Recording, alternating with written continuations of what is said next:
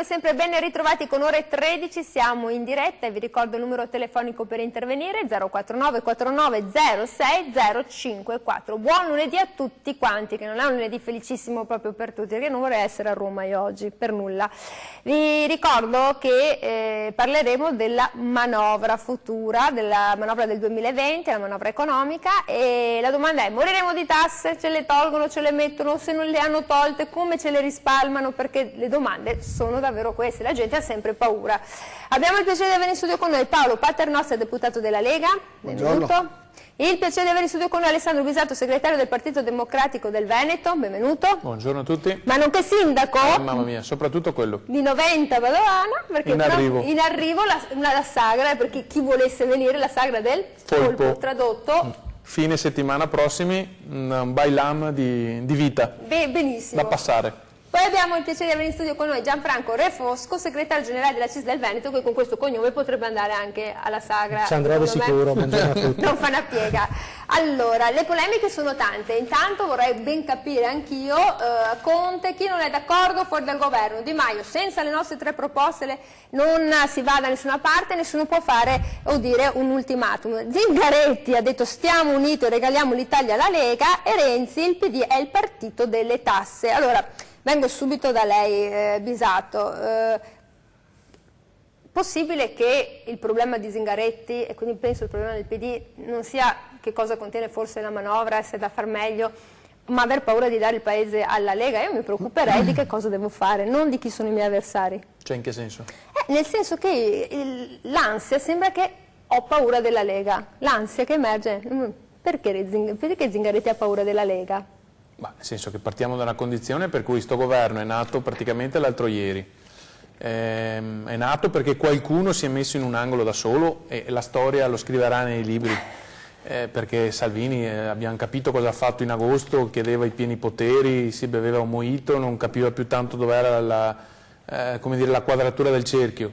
Che poi noi riusciamo a far partire un nuovo governo con tutte le difficoltà del caso, con tutti i mal di pancia del caso, perché insomma certo non è che ce le siamo andate a dire negli anni precedenti, nei mesi precedenti con il Movimento 5 Stelle. Io chiederei che ci fosse un minimo di responsabilità, cioè c'era un elemento fondamentale per cui questo governo è partito: non far aumentare l'IVA, cosa che è nei fatti, è nelle carte, è nella finanziaria. Poi su tutto il resto ci sono cose che anche a me sarebbe piaciuto in qualche misura sfumare, probabilmente anche a molti degli appartenenti al Partito Democratico, però poi questo benedetto senso di responsabilità qualche rospo si manda giù. Io le vedo come delle schermagliette che non porteranno a chissà quale tempesta, mi auguro, ma a cose da rimettere a posto anche in Parlamento. Se invece si vuole alzare la tensione tra le parti, io penso che non si faccia ulteriormente il bene del Paese, e soprattutto che non sia un modo per ottenere poi più consenso. Cioè, noi partiamo da un decalage, bisogna che dimostriamo che riusciamo a fare cose, nel breve anche. La finanziaria era il primo spartiacque fondamentale per dire se si va da una parte o dall'altra. Poi dentro là, e poi chiudo, è chiaro che ad esempio quota 100, stiamo mettendo tante risorse per poche persone, vero, ma è altrettanto vero, tu puoi, dopo che un anno fa hai detto a delle persone che poi possono essere di tutte le appartenenze del mondo, ma si fanno un piano di vita, che per 3 anni succede qualcosa. Io dico, lavoriamo già a quello che succederà dopo, perché ci sarà uno scalone per cui le persone con differenza di un mese di età avranno 5 anni in più da aspettare per andare in pensione. Cominciamo a mettere mano a quello, facciamolo diventare invece che uno scalone uno scalino. Un tappetino di cortesia d'ingresso? Un tappetino di cortesia d'ingresso no, perché guardate che quando si parla di quota 100 però ci sono veramente tante risorse, fino a 20 miliardi, con plafond di persone che possono usufruirne, abbiamo visto che non tutti hanno avuto accesso perché non l'hanno richiesto, che stiamo parlando di qualche centinaia di migliaia di persone, quindi non che là non bisognasse fare un focus, però altrettanto che per me andava portato in avanti. Se ormai c'è, è come se adesso ci mettessimo a togliere il reddito di cittadinanza dalla sera alla mattina, facciamo peggio. Lei dice è meglio fare una programmazione, capire come sfumare questa questione e poi ne discutiamo. Prendiamo la telefonata. Pronto, buongiorno, buon lunedì. Signore, buongiorno, sono Nadia e parlo da Padova. Buongiorno, gentilmente. Oddio. Pronto? Sì, Signora Nadia, buongiorno, ci dica tutto. Allora, il signore che ha appena parlato lo conosco e mi sembra del PD. Gli altri due signori non li conosco, potrei sapere chi sono? Allora, alla sua sinistra, nonché alla mia destra, il deputato della Lega Paolo Paternoster e alla mia sinistra, nonché sua destra, Gianfranco Refosco, segretario generale della CIS del Veneto. Quindi, ecco, li ha identificati. Grazie. Prego. Allora io vorrei parlare ed avere una risposta esauriente. Non faremo, vedremo, andremo. Io sono una vedova da 5 anni. La mia pensione non è aumentata un centesimo, anzi qualche volta mi trovo 10 euro in meno, 15, e devo star zitta, non so neanche quando parlo in banca, non sanno niente, hanno questa somma e basta. Allora, io vorrei sapere, ma con una risposta esauriente, adesso che è andato via Salvini, gli sbarchi sono costanti, addirittura anche 100-200 in un giorno. Diciamo, nella manovra che è stata fatta dai signori che governano in questo momento, 5 Stelle e il PD, da dove hanno preso i soldi per mantenere, perché in una famiglia se metti 2 persone in più è chiaro che la spesa aumenta. Io vorrei sapere dalla mia pensione, non mi dire che mi avete aumentato 6 euro in un anno, perché scusate, non voglio essere offesa. Allora mi chiedo, da dove li avete presi? Perché ci accollate anche questa? Ma l'Europa non va d'accordo perché non li vuole. Quindi signora Nadia, lei vuole sapere, la sua pensione di reversibilità non è aumentata negli ultimi 5 anni, semmai le tolgono 5-10 euro, dice i soldi per tutti non ci sono e per questi dove ci sono e se ci sono stati contemplati nella manovra del 2020. Allora signora Nadia, io la ringrazio per la sua domanda. 049 49 06 054. Allora Paternoster, io devo andare in pubblicità, però glielo chiedo, ha visto qualche soldino lei nella manovra per questo? Io non ho visto nemmeno la manovra, se è per quello, perché la manovra non l'ha vista nessuno, la manovra l'hanno vista in Consiglio dei Ministri, l'hanno approvata salvo intese tecniche, dicono, ma siccome oggi c'è anche, mi risulta, una riunione politica, penso che si sono insultati da quando hanno terminato il Consiglio dei Ministri, oggi faranno altrettanto e hanno fatto che litigare su tutto, perché comunque a noi ci dicevano che si litigava, ma comunque siamo andati avanti per 14 mesi. Il problema non lo so di che sia, il problema è che questo governo è nato per un tradimento da parte di chi comunque l'ha costituito. È nato sul nulla, è nato da 2 forze che fino al giorno prima si sputavano negli occhi e queste sono le conseguenze. Dopodiché Renzi ha fatto il suo momento magico fondando un altro partito, penso che in Italia non ce n'era di bisogno, e siamo arrivati qua. Siamo arrivati a una manovra che è stata licenziata, è stata criticata dopo 5 minuti.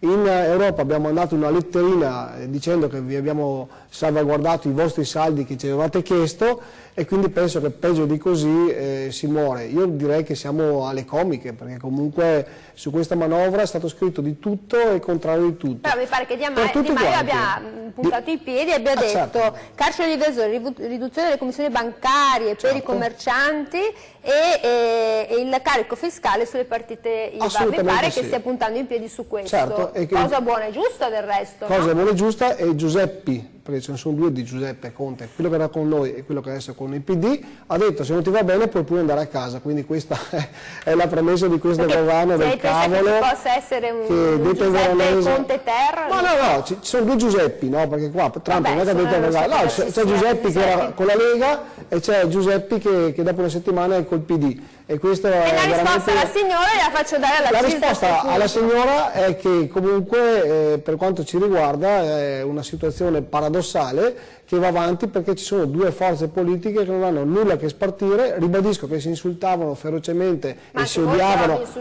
Ci insultavamo, però quella, la via maestra era o votare il giorno dopo e sarebbe stato tutto come il giorno prima, oppure provare il governo. In 14 mesi, io devo dire la verità, ci siamo incazzati tra di noi, abbiamo discusso tra di noi, però comunque abbiamo fatto tante cose. Adesso è nato questo governo, da un tradimento incredibile, c'era la possibilità di andare a votare e secondo me era la cosa migliore perché gli italiani dovevano decidere chi farsi governare e questa situazione sicuramente cambiava. C'è da dire la verità che il gioco di palazzo che ha voluto Renzi, che ha voluto Di Maio solamente per non perdere la Carega, ha avuto l'effetto di far nascere un governo che secondo me è morto prima di cominciare.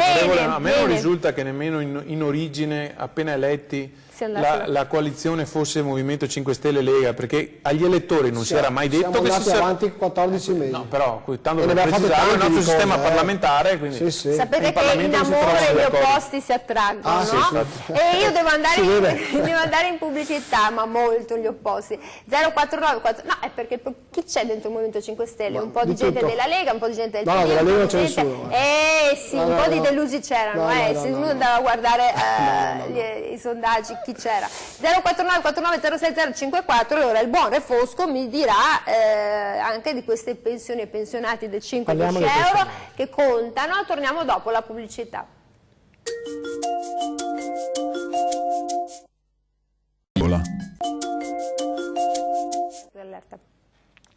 Eccoci qui, siamo tornati in diretta 049 49 06 054. Allora, cosa pensate che possa uscire da questa manovra economica? Come dicevo, avete la sensazione che ci saranno meno tasse? Se sì, ci sono meno tasse perché te le ritrovi da qualche altra parte? Forse, non lo sappiamo. Se volete dire la vostra siamo a disposizione. Allora, Gianfranco Refosco, segretario generale della CIS del Veneto, capisce che anche la signora che ha chiamato, una pensionata che vive con la reversibilità, e si chiede un po' da dove si tirano fuori tutti questi soldi. Vi ricordo che la manovra economica è stimata in 30,2 miliardi di euro ed è molto molto interessante. La metà della copertura è rappresentata dal deficit del 2,2% che vale 14,5 miliardi di euro, cioè sto tesoretto, non sento solo parlare tesoretto, da 3 miliardi che è rappresentato dalle maggiori entrate rispetto a quelle che sono venute l'anno scorso. Insomma, soldi ci sono. Soldi ce ne sono molto pochi per fare veramente una manovra rivolta alla crescita, cosa di cui il Paese avrebbe un grande bisogno, perché se questo Paese non riprende a crescere noi rischiamo di dover ragionare sempre di tagli e sempre di difficoltà. Per quello che riguarda i pensionati, in particolare anche faccio riferimento alla telefonata della signora di prima, i pensionati in questo Paese sono sempre stati il bancomat a cui attingere quando ci sono problemi. Ricordo che l'anno scorso... Anche i lavoratori dipendenti, ma in effetti noi abbiamo posto 3 questioni soprattutto in questa manovra, nei confronti con il governo, perché finora questo governo ha fatto anche degli incontri di confronto con il sindacato. La prima questione è proprio la crescita, sbloccare gli investimenti, ci sono 60 miliardi di investimenti fermi, già finanziati, che potrebbero dare un bel respiro alla crescita del Paese. Il secondo tema è quello di non modificare la quota 100, perché non possiamo ogni anno ridiscutere il sistema pensionistico, ma il terzo punto è quello fiscale, soprattutto per chi fino ad oggi ha sostenuto il sistema fiscale italiano, cioè lavoratori dipendenti e pensionati. Ricordo che con l'ultima legge di bilancio l'anno scorso ai pensionati è stato, per una gran parte dei pensionati anche del Veneto, è stata bloccata o ridotta la rivalutazione, il tema che poneva la signora. Noi chiediamo che ci sia un pieno ripristino della rivalutazione. Una persona che va in pensione dopo che passano 5-10 anni, chiaramente il valore della sua pensione perde tantissimo potere d'acquisto. Allora, se non facciamo una politica seria di rivalutazione, noi rischiamo che intere fasce della popolazione vadano in povertà. E quindi questa è una delle nostre richieste. Consideriamo non sufficiente la proposta del governo di rivalutazione solo parziale, e quindi su questo sarà necessario ragionare sul piano fiscale, magari per far recuperare ai pensionati un pezzo di potere d'acquisto. Anche perché poi sono i nonni, i pensionati sono il welfare del nostro paese. Da una parte aiutano le famiglie economicamente, dall'altro chi non può, ti guardano anche i bambini, sono uno zoccolo duro, coprono le deficienze del welfare italiano, purtroppo. Bene, che paghiamo tante tasse e poi non abbiamo tutti questi servizi. Pronto? Buongiorno. Pronto? Buongiorno. Buongiorno, sono Bozzetto da Santa Lucia di Piave. Buongiorno. Volevo chiedere ai tre signori che sono là seduti, le tasse si pagano volentieri ma su quello che si incassa. Io ho degli inquilini che sono anni che non pagano l'affitto e devo pagare le tasse, non posso essere esattore per lo Stato. Fate qualcosa per non pagare su quello che non ho, perché non posso dare in prestito dei soldi per pagare per... Quindi lei ha una situazione dove ha degli inquilini... Fate qualcosa. Ok, lei ha degli inquilini... Limite, ma fate pagare su quello che realmente si porta a fare in casa. Quindi lei ha degli inquilini ha affittato una casa, questi inquilini non riesce a sfrattarli, però ci deve pagare le tasse. Vabbè, questa è una situazione molto complicata. Allora, Bisato ha capito, però se io guardo a vedere questa manovra, vedo comunque una lotta importante, sembrerebbe contro l'evasione fiscale, contro gli evasori. Intanto detto manetta agli evasori, e potrebbe anche rientrare una situazione come questa, di aiutare anche chi deve pagare le tasse, fare una sospensione perché non sta godendo di quei soldi. Sì, quello che sottopone il cittadino è una questione significativa. Tra l'altro sugli affitti sappiamo che c'è una cedolare secca. Si sta discutendo se eventualmente debba passare dal 10% al 12%, probabilmente è uno dei temi che entra, come dire, è uscito dal Consiglio dei Ministri in una maniera, poi va in Parlamento e potrebbe anche essere ritoccato. Sì. Ma ci sta, cioè l'importante è che alla fine sia un quadro generale di tenuta rispetto a quello che si chiede all'Europa. Ricordo sempre, guardate che l'anno scorso la signora che chiamava anche prima, non è che i provvedimenti sono fatti con tutte le risorse che avevamo in casa, li abbiamo fatti a deficit e le letterine partivano anche l'anno scorso, peccato che avessimo detto 2,4% di deficit possibile e poi invece dalla contrattazione abbiamo finito con quel 2,04 che era un modo per dire che il 4 c'era ancora, peccato che con uno 0,5 era tutt'altro tipo. I provvedimenti, la voglia di provare ad intervenire in maniera significativa sul contrasto all'evasione è, a dire il vero, una questione che pongono sul tappeto tutti a ogni piè sospinto, a ogni anno. La novità mi pare che sia quella del tentativo, senza togliere la possibilità ai cittadini di avere delle risorse in contanti, perché anche lì se ne sta facendo una sceneggiata filippica, cioè si dice ma non posso nemmeno più andarmi a comprare il caffè. No, se la soglia da 3.000 diventa 2.000 euro di spesa possibile in contanti, sai quanti caffè ti compri, quante robettine puoi fare. Quando vai a fare un acquisto significativo sarebbe auspicabile, cosa che per chi è nella media età ormai è consueto, usare strumenti elettronici, usare il bancomat, con, se fosse possibile, quell'ipotesi originaria dell'incentivo anche, cioè se io ti restituisco qualcosa, anche se non so che da un punto di vista metodologico non è la stessa cosa, ma è per capirci, è introdurre un meccanismo di contrasto degli interessi. Cioè, se due categorie, le persone che convivono in una società, ognuno di loro ha la possibilità di trarne un beneficio dall'azione che fa, probabilmente va meglio anche lo Stato. Il contrasto di interessi è, se io ti faccio detrarre tutte le tue spese nella tua dichiarazione dei redditi, sarà più facile che tu mi chieda la fattura, la ricevuta fiscale. Un po' un modello americano, la detrazione è su tutto, cioè mi viene l'idraulico, l'elettrici, vado dal sarto e tutto, non è che mi dice guarda in nero 50, in chiaro 72-73 euro. Questo però deve star dentro un meccanismo in cui lo Stato ha coscienza generale di quanto saranno le entrate. Perché non lo si fa mai sta cosa dalla sera alla mattina? Perché non si saprebbe come far fronte, no? Allora si fanno dei bonus, adesso ad esempio c'è quella l'ipotesi delle facciate al 90%. Sta bene, ma io prefigurerei con una cadenza che non sia del giorno dopo, ma almeno di 2 o 3 anni, però di metter mano veramente al sistema fiscale in maniera generale. La vedo sulla programmazione, Bisato, la vedo come facevano gli statisti, no? Sulla programmazione. Non è che renda tanto da un punto di vista elettorale.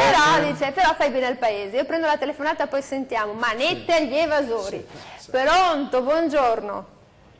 Pronto, buongiorno, sono Franco da Udine. Buongiorno signor Franco. Bene quel che ha detto l'ultimo signore, no?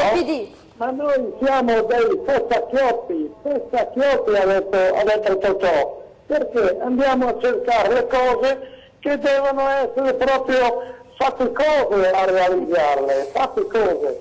Basterebbe che ognuno quando va a prendere la caramella chiedesse, diciamo, il ticket, mettere tutti i ticket già uno dietro l'altro, alla fine dell'anno fa la dichiarazione dei redditi e nessuno potrebbe evadere, perché ognuno di noi chiederebbe il ticket, chiederebbe il scontrino. Ma cosa ci vuole? No, bisogna farlo diventare il po'. Figuriamoci se l'idraulico viene tutto il po', lo faccio a pedate, perché a un certo punto se lui mi fa un lavoro per 1.000 euro, vuole 1.000 euro e mi denuncia solo 500 o 600, è un'evasione col po'. Beh, lei ha il telefono che va e che viene. Signor Franco? Siamo dei Fessacchiotti, siamo. No, dai, coraggio, è solo lunedì. No, non diciamo così. Dica signora. Dico, speriamo di no, perché ieri Zingaretti ha detto che gli italiani non sono C. Oggi amici siamo Fessacchiotti, mi sto preoccupando. Sono finiti gli aggettivi per gli italiani. Ha detto che siamo noi Fessacchiotti, ma sono loro che non riescono a capire. Ha detto bene il signor l'ultimo lì. Alla sua sinistra. Allora, signor Franco, io devo andare anche in pubblicità. Intanto la ringrazio per la sua telefonata e niente, ci saluti Udine, che è una bellissima città. 049 49 06 054. Siamo dei Fessacchiotti. Mi piaceva, io mi immagino il ritorno di Raffaella Carrà con quella bellissima, cosa aveva? Una specie di boccia dove contava cosa di ceci, fagioli, si tira su, scontrino, numero, vince. Ma lo fanno in Portogallo, funziona? Fanno la lotteria. Però sono molto meno. Noi andiamo in pubblicità, poi sentiamo Paternoster, perché è la stretta sul contante, manette agli evasori, siamo un po' da Far West. Torniamo subito dopo.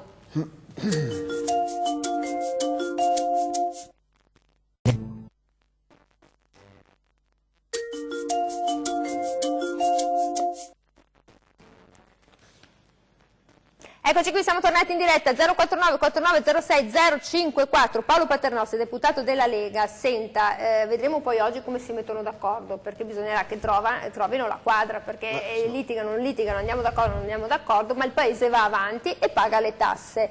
Il problema, diceva Franco da Udine, è che noi siamo Fessacchiotti, cioè non noi, insomma, è sotto gli occhi di tutti, ecco, mettiamola così, che ci sono soluzioni semplici per problemi che sembrano complicati e non creare problemi complicati, questioni complicate su questioni semplici. Quindi, ricapitolando, basterebbe che tutti facessero scontinuo anche sulla caramella da 30 cent. Facile?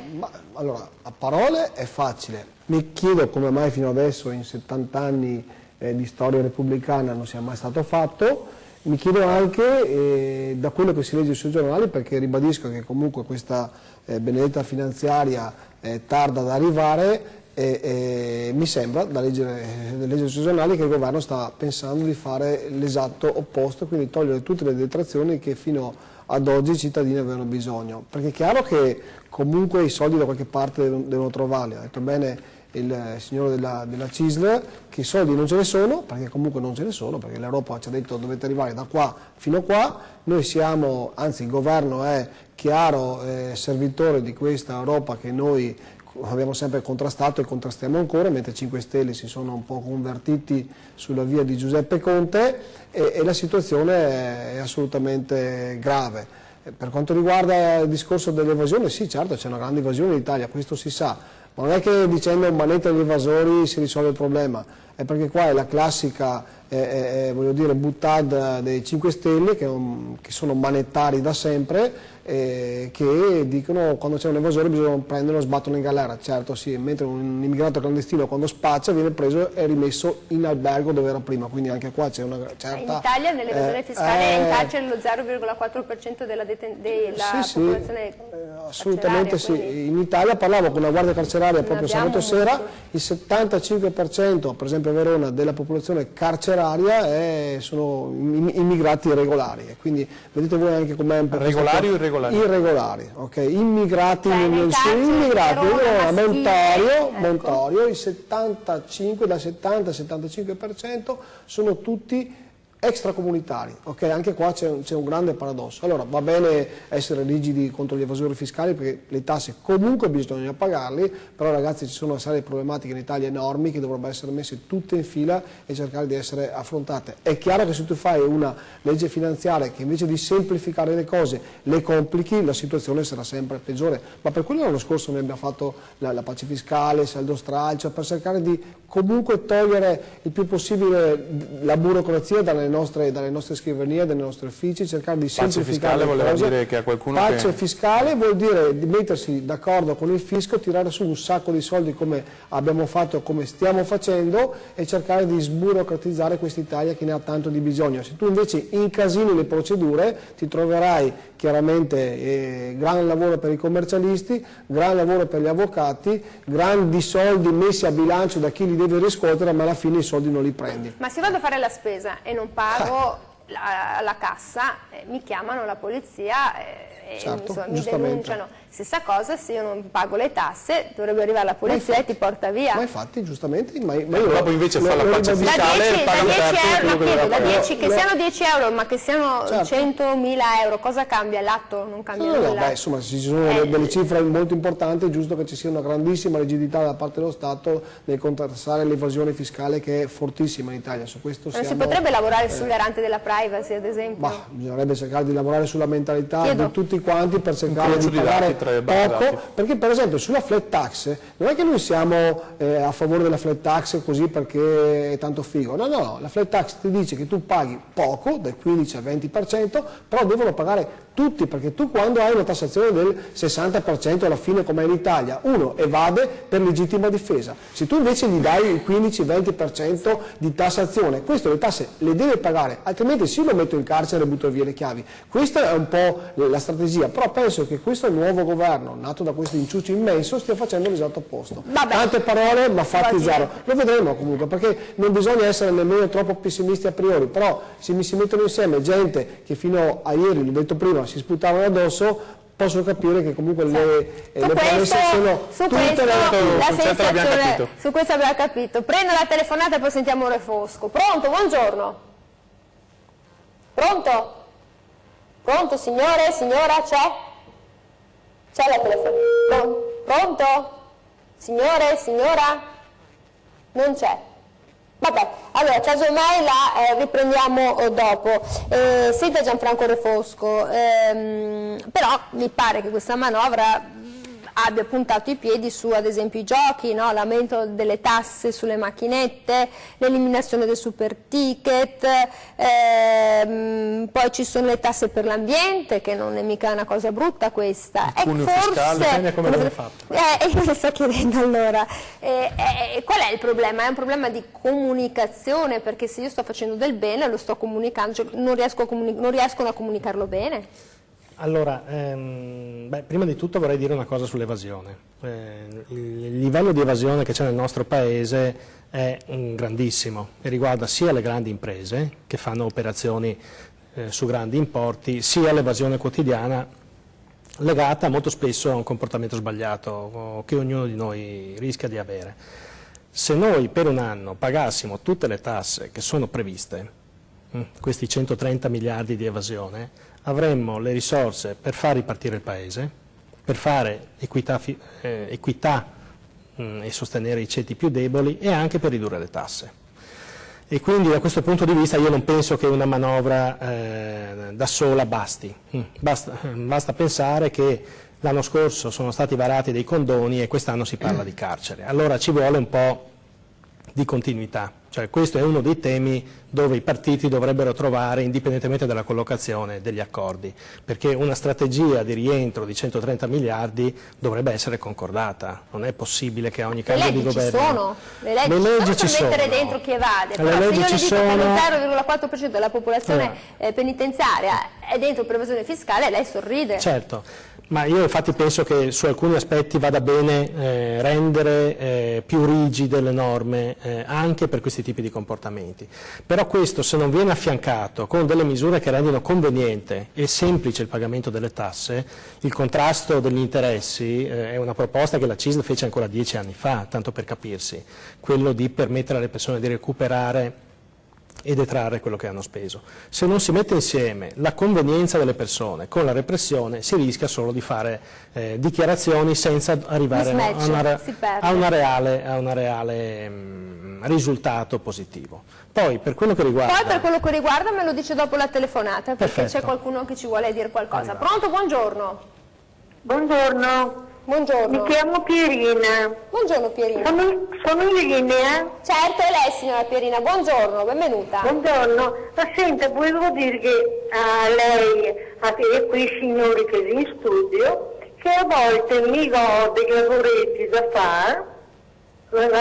Tempo fa ho fatto fare un lavoretto di 85 euro. Devo farmi fare, non ho coraggio di farmi fare la fattura, anzi ringrazio Dio per quello che deve farmi quel lavoretto, perché non si trova facilmente uno che viene a fare un lavoretto da poco e senza fattura. Sì, c'è il problema anche di manodopera. Lei dice, per fortuna che vengo e quando mi fa sto lavoretto, sti 85 euro, non ho coraggio di chiedere la ricevuta, giusto signora Pierina? Sì, anche se siete più, non ho coraggio. Però se lei questi 85 euro, supponiamolo così in un caso eccezionale, le ritornassero 50 con la ricevuta, cioè le rimettesse la metà, la chiederebbe? No. No, neanche no, perché a Vada mica avevo la porta rotta, dalla pioggia si era tutta consumata. Ho trovato questa persona che mi è venuta a sistemare la porta e lui mi ha chiesto fattura, io neanche non l'ho chiesta. Dopo ho trovato l'imbianchino che è venuto a pitturarmi e non ho chiesto, non mi sento di chiedere fattura. Ho capito. Signora Pierina, io la ringrazio davvero molto per il suo punto di vista che è schieto, sincero, onesto, ne escono molto male gli artigiani. Buongiorno. Grazie. E quindi eravamo alle poi. Quindi, ma è chiaro, questo è evidente. Ne escono malissimo gli artigiani, Ma questo è un problema, come dicevo prima, di comportamenti quotidiani che molto spesso portano poi a una situazione del paese in difficoltà. Ci sono fasce della popolazione che sono particolarmente in difficoltà, penso agli anziani, ai pensionati, che metterli di fronte domani all'obbligo di pagare con la carta di credito, se non c'è un percorso che semplifichi e informi le persone, rischia solamente di creare ulteriori problemi. Però anche da questo punto di vista, per esempio, su un piano di informazione e formazione delle persone sarebbe assolutamente necessario. Ma in Italia mancano, scusi segretario, 500.000 POS. È l'ultima ricerca che è stata fatta, no? E non sono pochi, perché POS attivi in Italia al 2018 ce n'erano 3.100.000, di cui 80.000 collegati con la Posta e il rimanente con le banche. Il sistema bancario ne mancano 500.000. Sono pochi.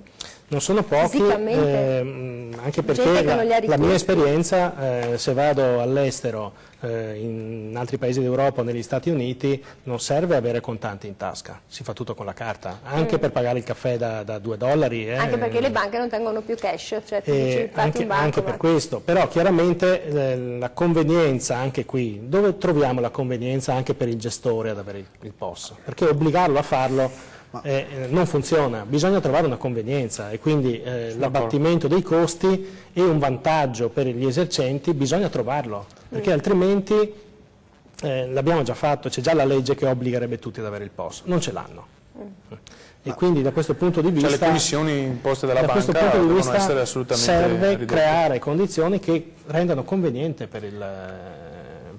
anche per l'artigiano, e questo passa anche per la repressione e per i controlli. Perché l'INPS di lavoratori autonomi 1.675.000, di lavoro artigiano, poi se uno è andato a fare gli incroci e la risultanza è proprio 500.000 che ti mancano, che non ci sono, poi, che forse non è il caso della signora che si fa fare una molto spesso attiene alla discussione, cioè l'anno scorso a sto tempo probabilmente avremmo parlato della fattura elettronica, un disastro per tutti, mamma mia cosa succederà? È partita, è andata a buon fine, ha portato tanto gettito in più, perché vuol dire che c'erano tanti che con sta scusa di non dover mandare la fattura elettronica ma fare quella cartacea a posteriori, la fattura non veniva mai emessa. Con questo io non voglio dire che noi dobbiamo passare per quelli che sono i cerberi, però le regole servono a tutti, altrimenti mettiamole nell'anarchia, ognuno fa quello che vuole, però non venga poi a chiedere, perché questo andrebbe fatto capire ai cittadini, le tasse in quota parte saranno anche gestite male perché ci può sempre migliorare, ma i servizi sociali, la sanità, l'istruzione, per quanto... La sensazione da gente che comunque paga le tasse, che questa sanità che abbiamo tra privatizzazione e cose non stia funzionando lo stesso. C'è tanto da risolvere. Io prendo la telefonata, prendo la telefonata, altro che eliminare i super ticket. Pronto, buongiorno. Pronto? C'è il signore di prima indeciso. Pronto? C'è qualcuno? Lei è in linea con noi. Pronto? Basta, sta pagando col bancomat, io me la sento, così, ha un duplex.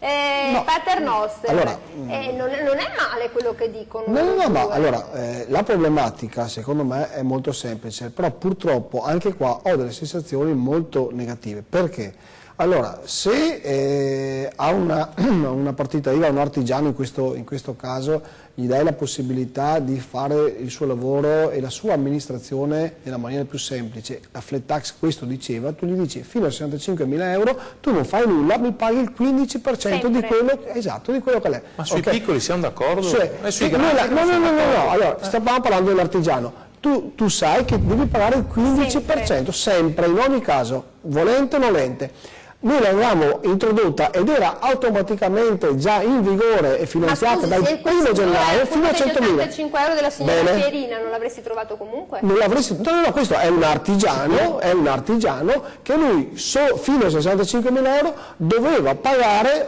il 15%. Sì, ma se non fa fattura allora, 65, ma questo sarà ancora ma questo qua sarà ancora peggio, perché se va come va, che dicono che eliminiamo il contante, queste signore con cosa li pagano questa gente qua? Ma non si fa col bancomat. Allora mio padre che ha 89 anni, ma pensiamo che abbia la carta di credito, pensiamo che un artigiano vada in giro con il POS a farsi pagare da un anziano di 90 anni con la carta di credito, che non ce l'hanno mai avuto in vita loro. Allora va bene la digitalizzazione, va bene ok, stiamo tutti meglio, cerchiamo di sistemare le cose e di emanciparci, ma non ci vuole una certa gradazione delle cose. Non possiamo permettere agli anziani di mettere in difficoltà. Oggi non puoi più pagare con la pensione, oggi gli anziani vanno ancora in posta a prendere la pensione e poi vanno a casa e se la mettono sotto il cuscino. È così per la grandissima parte dei casi. Cosa vogliamo fare? Vogliamo dotare tutti gli anziani del bancomat? Questi già hanno dei problemi loro di salute magari e diventano pazzi, no? Questi qua hanno i soldi in tasca e pagano dal panettiere in contanti, vanno a fare la spesa in contanti. E chi dice il contrario? È così, fino a 2.000 euro possono farlo? No, fino a 1.000 euro dal 2022. Questo si dice, ma i 5 Stelle volevano ancora peggio, Ma perché ci sono pensionati che prendono più di 1.000 euro? Fa fatica,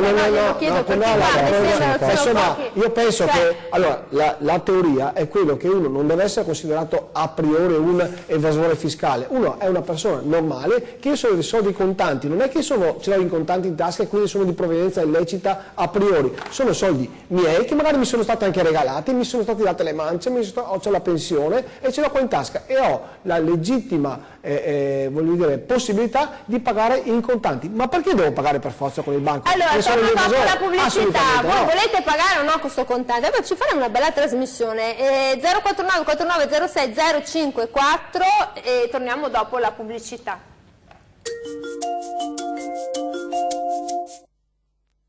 Chi parla?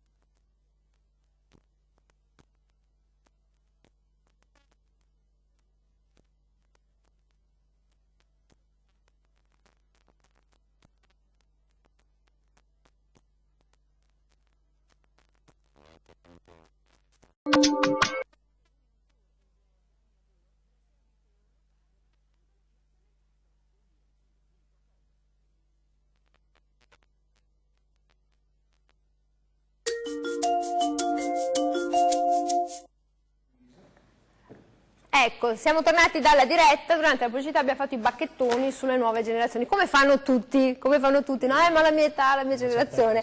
Comunque stiamo parlando della questione delle tasse, 049 49 06 054, se volete intervenire. Allora, caro il mio segretario della CISL, senta, però non è male il fatto dell'eliminazione del super ticket nell'ambito sanitario che avevamo applicato, che hanno, qualche regione ce l'ha, noi sì. Sì.